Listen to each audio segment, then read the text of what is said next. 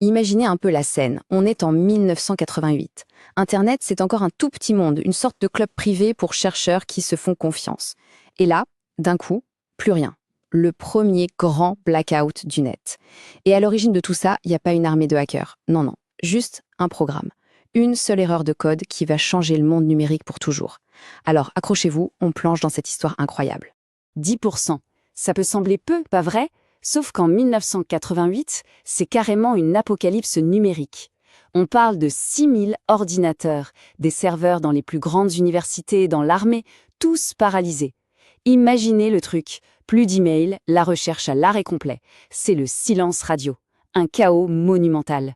Et attention, on ne parle pas d'un simple bug. Ce qui se passe sous les yeux des informaticiens de l'époque, c'est la naissance du tout premier fléau de l'ère numérique, le premier ver informatique qui se répand comme une traînée de poudre sans aucun contrôle. C'est ce jour-là qu'Internet a perdu son innocence. La question que tout le monde se pose alors, c'est qui a fait ça? Un groupe de pirates? Une agence gouvernementale ennemie? Eh bien, la vérité est beaucoup, beaucoup plus folle. Est-ce l'œuvre d'un génie du code ou la boulette colossale d'un étudiant un peu trop joueur? La réponse va vous scotcher. Pour comprendre ce chaos, il faut s'intéresser à son créateur. Et là, oubliez tous les clichés. Pas de hacker à capuche dans une cave sombre, rien de tout ça. Le cerveau derrière cette pagaille est à peu près tout le contraire d'un criminel.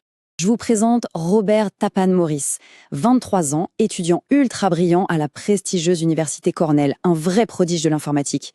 Mais le détail complètement dingue, c'est que son père est le chef scientifique de la NSA. Oui, oui, l'agence de sécurité nationale américaine, la plus secrète du pays, le comble absolu. C'était un petit génie, un farceur, pas un cyberterroriste. Alors qu'est-ce qui a bien pu mal tourner? C'est là que toute l'histoire bascule. Parce que Maurice, à la base, il ne voulait rien casser du tout.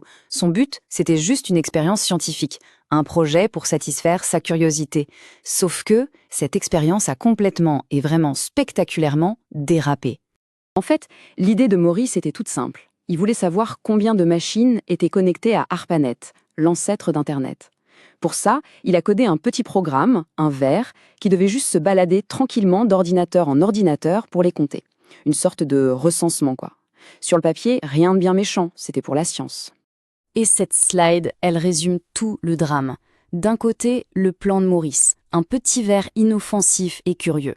De l'autre, la réalité, une infection explosive, le réseau à genoux et la création involontaire de la toute première cyberattaque par déni de service de l'histoire. Le dérapage est total.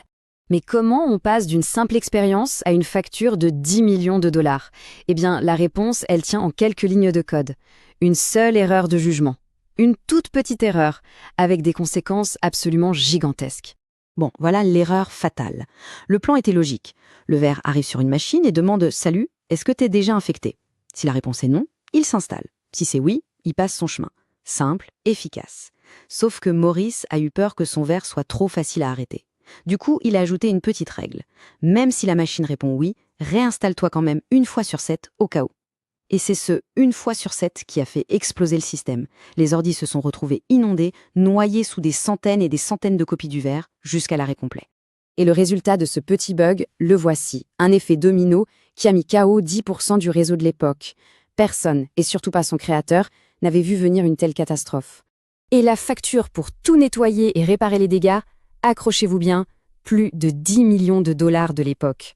Une somme juste astronomique pour ce qui n'était à la base qu'une expérience d'étudiant.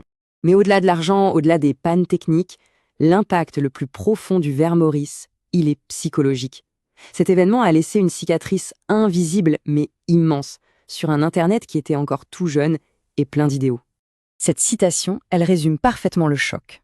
C'était la fin du village de confiance, la fin de l'utopie où tout le monde laissait sa porte numérique ouverte. Le ver Maurice a été un réveil brutal pour tout le monde. Le réseau était vulnérable. Terriblement vulnérable. La suite est assez logique. En 89, Robert Morris est condamné. C'est le premier de l'histoire américaine à l'être pour fraude informatique.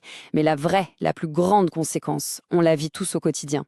Nos antivirus, nos firewalls, tout cet arsenal de sécurité, eh bien c'est l'héritage direct de cette toute première grande peur numérique. En résumé, c'est la fin d'une époque.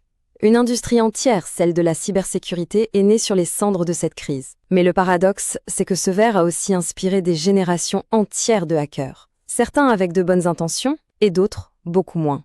L'héritage est vraiment à double tranchant. Et tout ça nous amène à une question pour aujourd'hui. Des décennies plus tard, avec des milliards investis en sécurité, est-ce que notre Internet est vraiment plus sûr? Ou est-ce que les menaces ont simplement changé de visage, sont devenues plus malignes, plus discrètes, et au final, peut-être bien plus dangereuses? La question reste ouverte.